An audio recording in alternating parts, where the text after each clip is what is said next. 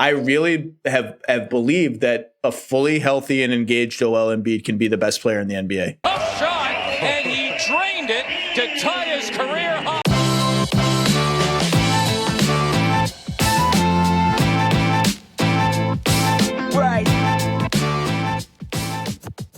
But really quick, before I begin, smash the like button for the YouTube algorithm. It seriously makes a huge difference in my videos. That way, YouTube knows to recommend this video to a brand new audience who can also smash the like button. So thank you so much for doing that, and let's begin. Are you a full buyer in this is Joel Embiid? Doc Rivers has unlocked something that had previously been unlocked? I don't know if it's Doc. I mean, part of it's probably Doc. Part of it was, I know not making all NBA last year really pissed him off and lit a fire under him.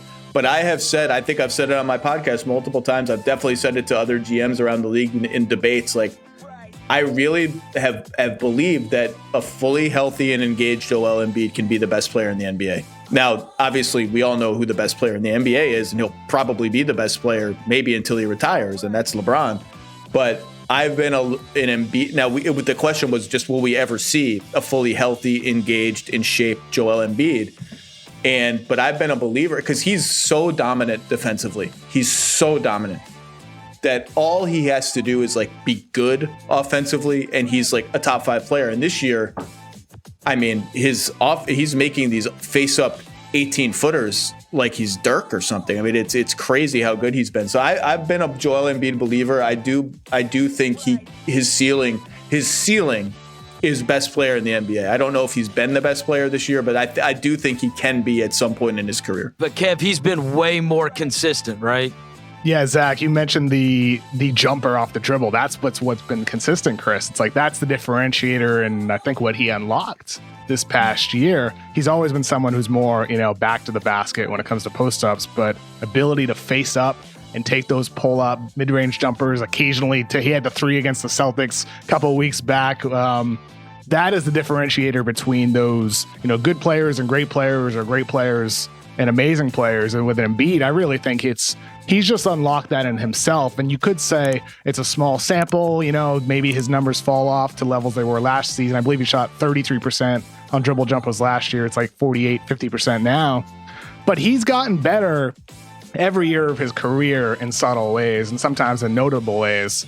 And with this, I just look at this as another piece of evidence that this is somebody who, when he invests time into something, into a skill, he will get better at it. We saw it at Kansas over the course of that full freshman season. We've seen it every year in the NBA. So I think there's no reason to doubt that this progress is for real and that this is the new Joel Embiid. It's really just a matter of, like you said, Zach, the conditioning aspect and staying in shape throughout the full duration of the season, deep into the playoffs. That'll be the challenge. But skills-wise, this is the real Joel Embiid. Well, it's huge for their crunch time offense, right? Because I had Joel on my podcast before last season, and he talked about working on his face-up game, yes, specifically to solve the dilemma that's built into their team of who is getting the ball in the last 2 minutes of a close game, because it can't really be Ben Simmons unless it's in transition. And by the way, in crunch time against Portland last night, they got out and ran and got some good looks out of it. And Joel told me, well, that's why I have to have a face-up game, because back to the basket, they're going to swarm me. It's really hard to read help defense. And last night against Portland, they came out of a timeout, I think, with like 90 seconds left. And they ran a play that was for Seth Curry, because they have to run stuff for Seth Curry and Tobias Harris in half-court possessions in crunch time. And he took a screen from Joel, went to his right, and kicked it back to Joel at like 20 feet away from the rim. And Joel took that possession and then owned it from there, like pump fake, 2 dribbles, jumper. And like, boy, if he can do that in crunch time, that's a game changer for them. If they can work through him and not have it be a back to the basket post up that the other team can see coming a mile away, it's a game changer. How about that game he had against Miami weeks back too? Just dribble jumper after dribble jumper. That kind of showed exactly what he talked to you about. Just nasty. Yep.